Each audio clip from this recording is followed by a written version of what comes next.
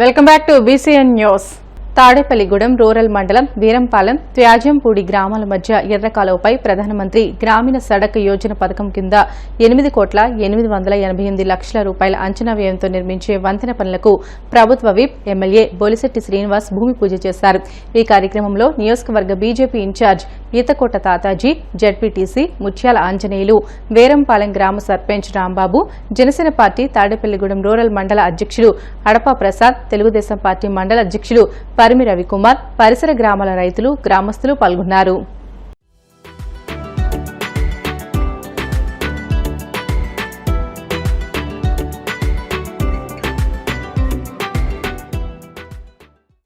అభివృద్ధి చెందాలంటే ముందు ఎక్కడ కూడా రోడ్లన్నీ పోయిన సందర్భం, అక్కడ అన్ని కూడా మెయిన్ రోడ్లు ఒకటొకటిగా వేసుకుంటా విలేజ్లోకి వెళ్ళడానికి ఇంకో నెక్స్ట్ ఇయర్ మన టార్గెట్ ముందు ఫస్ట్ ఇయర్ అన్ని గ్రామాలని కలుపుతా రోడ్లు పునరుద్ధరణ చేసుకుంటూ వచ్చాం.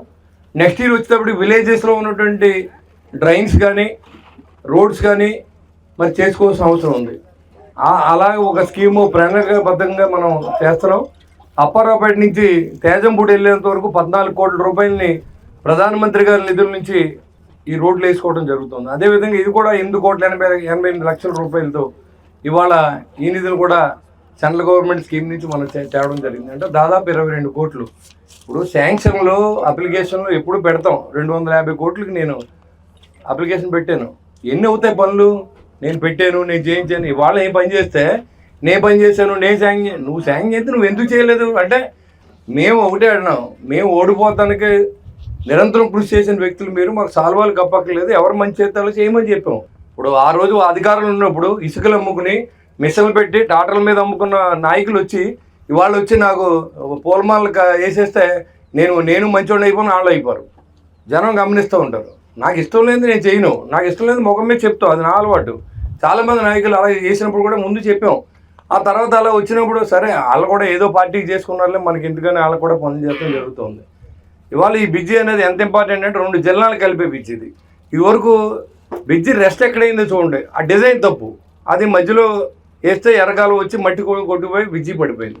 ఎవడు అలా కాకుండా ఈ గట్టి యువతలకు మనం రెస్ట్ చేసుకుని యువతల పక్కన మీరు ఈ బ్రిడ్జిని ఎక్కువ రోజులు ఉండేలాగా డిజైన్ చేసి, నీ నిధులు లేకపోతే పవన్ కళ్యాణ్ గారి దగ్గరికి వెళ్ళి నిధులు శాంక్షన్ చేయించి కాంట్రాక్టర్ని ఒప్పించి మా డీఈకి చెప్పి కాంట్రాక్టర్ని పని చేసుకోమని, పని మొదలెట్టమని చెప్పి మనం అందరినీ ఎంకరేజ్ చేసుకుంటా ఇక్కడ అందరూ ఈ ప్రాంతం అభివృద్ధి చెందాలనే ఉద్దేశంతో మనం చేద్దాం తప్ప ఇక్కడ నాకేమీ పొలాలు లేవు లేకపోతే ఇది కాదు. నన్ను మీరందరూ ఎన్నుకున్నారు.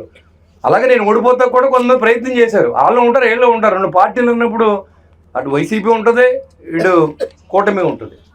అలాగే నేను ఎవరి మీద ఏ ఒక్కరోజు ఏ తప్పుడు కేసు పెట్టించలేదు. ఏ విలేజ్ ఉన్న సంవత్సర కాలంలో చూడండి, ఏ వైసీపీ కార్యకర్తని నేను ఎప్పుడు ఇబ్బంది పెట్టలేదు. కానీ మీరు గడిచిన 5 సంవత్సరాల్లో తెలుగుదేశం అంటే చాలు బట్టలు కూడా తీసి కొట్టించారు.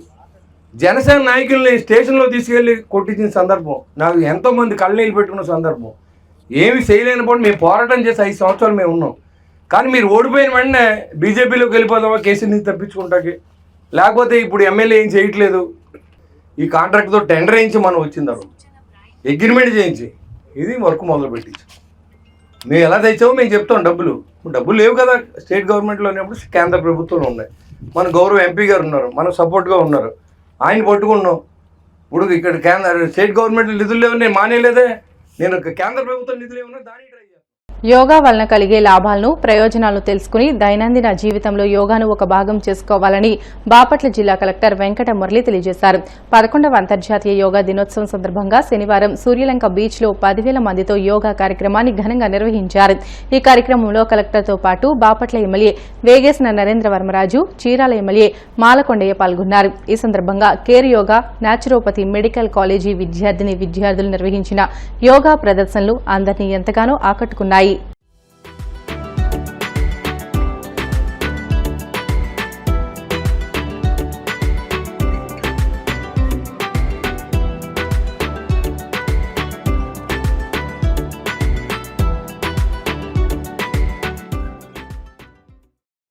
రోజుల నుంచి ఈ కార్యక్రమాన్ని నిర్వహిస్తూ ఉన్నాం. నేను ముందే చెప్పాను మీకు, మరి ఎందుకు మనం చేస్తున్నామనే ప్రశ్న మనం వేసుకుంటే మన ప్రాచీనమైనటువంటి గురువులు, ఋషులు, మహర్షులు మరి మానవ జీవితాన్ని ఒక రొటీన్గా కాకుండా దాన్ని ఒక మేలైన జీవితంగా, ఒక మెరుగైన జీవితంగా, ఒక ఆహ్లాదకరమైన సంతోషకరమైన జీవితంగా ఎలా మార్చుకోవాలని పరిశోధించారు. జీవిత క్రమంలో దైనందిన కార్యకలాపాల్లో మనం అలా పడిపోయి ప్రవాహంలో కొట్టుకుపోతూ ఉన్నట్టయితే మరి 40 ఏళ్లకే వృద్ధులైపోతారు.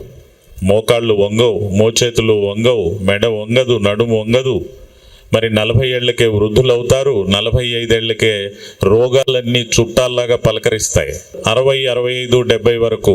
కానీ అతి నాణ్యమైనటువంటి మెరుగైన, మేలైన, ఆహ్లాదకరమైన, సంతోషకరమైన జీవితం కాదు. బాధామయమైంది, నొప్పితో కూడుకున్నది, ఇబ్బందితో కూడుకున్నది అయి ఉంటుంది. మరి మన మహర్షులు, ప్రాచీనమైనటువంటి మన గురువులు, పతంజలి మహర్షి గారిని మొదలుకొని అనేక మహర్షులు, మరి వాళ్ళు కనిపెట్టినటువంటి జీవన రహస్యం ఏమిటి? ప్రకృతి రహస్యం అంటే యోగా. మరి యోగా చేయడం వల్ల మీకు 70 వచ్చినా 80 వచ్చినా మోకాళ్ళు వంగుతాయి, నడుము వంగుతుంది, మెడ వంగుతుంది, అన్ని జాయింట్లు పని చేస్తాయి. లైఫ్ స్టైల్ ద్వారా వచ్చే రోగాలన్నీ మీ నుంచి దూరంగా ఉంటాయి. ఇంతటి మహత్తరమైన విషయాన్ని వాళ్ళు కనుగొని మనకు తెలియచేసి పరంపరగా అది కొనసాగుతూ వస్తూ మన భారతీయ జీవితంలో అది వెలుగొందుతూ ఉంది. మన ప్రధాని శ్రీ నరేంద్ర మోడీ గారు ఐక్యరాజ్య సమితికి పరిచయం చేసి ప్రపంచానికి పరిచయం చేసిన రోజు ఈ రోజు. ఇదే రోజున అంతర్జాతీయ దినోత్సవాన్ని మా రాష్ట్రంలో మేం జరుపుతామని చెప్పి లీడింగ్ తీసుకొని మన ముఖ్యమంత్రి గారు శ్రీ నారా చంద్రబాబు నాయుడు గారు భారతదేశంలో జరగాల్సినటువంటి నేషనల్ ప్రోగ్రామ్ని విశాఖపట్నంలో మన రాష్ట్రంలో 5 లక్షల మంది సమక్షంలో ఏకబిగిన నిర్వహిస్తూ ఉన్నారు. మరి ఇది గిన్నిస్ రికార్డుల్లోకి ఎక్కుతా ఉంది. ఈరోజు గతంలో ఉన్న గుజరాత్ రికార్డులన్నీ మన ముఖ్యమంత్రి గారు చెరిపివేస్తూ ఈరోజు దీన్ని గిన్నిస్ పుటల్లో లిఖిస్తూ ఉన్నారు. మరి అది అన్ని గ్రామాలలో, మండలాలలో, తాలూకాల్లో నిర్వహించి రికార్డులకు ఎక్కితే ఆ 2 కోట్ల రికార్డును కూడా మనం ఈరోజు అధిగమిస్తూ మన రాష్ట్రంలో అన్ని సచివాలయాల పరిధిలో, మండలాలు, డివిజన్లు, జిల్లా పరిధుల్లో అన్నిట్లో మనం 2 కోట్లను మించిపోతూ గిన్నిస్ రికార్డులను తిరగరాస్తూ. కలియుగ ప్రత్యక్ష దైవం తిరుమల శ్రీ వెంకటేశ్వర స్వామి వారిని బిగ్ బాస్ ఫేమ్ సినీ నటి దివి దర్శించుకున్నారు. వీఐపీ ప్రారంభ విరామ దర్శన సమయంలో సేవలో పాల్గొని మొక్కులు చెల్లించుకున్నారు. దర్శనానంతరం ఆమెకు రంగనాయకుల మండపంలో వేద పండితులు వేద ఆశీర్వచనం అందించగా ఆలయ అధికారులు స్వామివారి తీర్థ ప్రసాదాలు అందజేసి పట్టు వస్త్రంతో సత్కరించారు.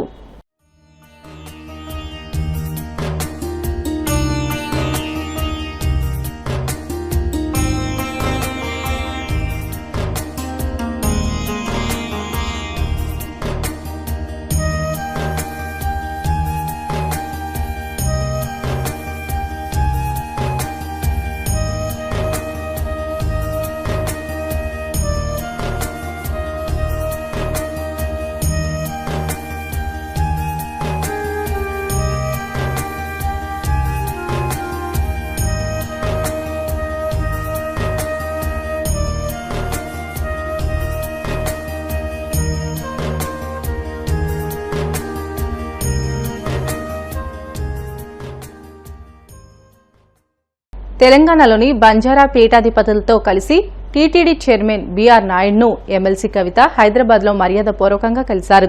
తిరుపతిలోని హతిరాం బావాజీ మఠంలో జూన్ 30న జరగనున్న జయంతి సందర్భంగా బంజారా, సుగాలి, లంబాడీ పీఠాధిపతులకు ప్రత్యేక పూజలకు అవకాశం కల్పించాలంటూ విజ్ఞప్తి చేశారు. దీనికి సానుకూలంగా స్పందించిన బీఆర్ నాయుడు పూజలతో పాటు నైవేద్యం సమర్పించేందుకు ఏర్పాట్లు చేస్తామని హామీ ఇచ్చారు.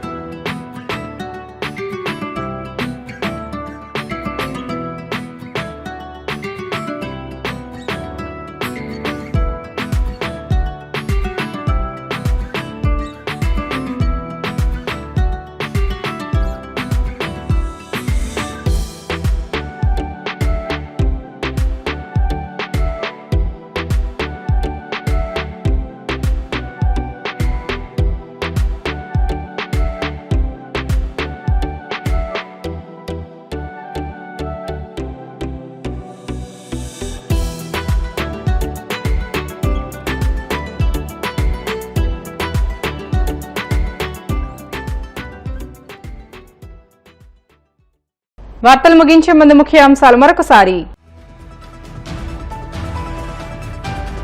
ఆత్మకూరు ముంబై హైవేపై యాక్సిడెంట్ జోన్ ప్రాంతాన్ని పరిశీలించిన మంత్రి ఆనం. ప్రమాదాల నివారణకు తీసుకోవాల్సిన చర్యలపై అధికారులతో సమీక్ష. జగన్ పల్నాడు జిల్లా పర్యటన విజయవంతం అవ్వడంతో కూటమి ప్రభుత్వం డైవర్షన్ పాలిటిక్స్ కు తెరతీసింది. వైసీపీ నేత గజ్జల సుధీర్ భార్గవ్ రెడ్డి ధ్వజం.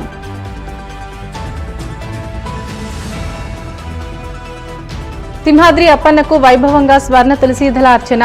పెద్ద సంఖ్యలో పాల్గొని స్వామివారి సేవలో తరించిన భక్తులు.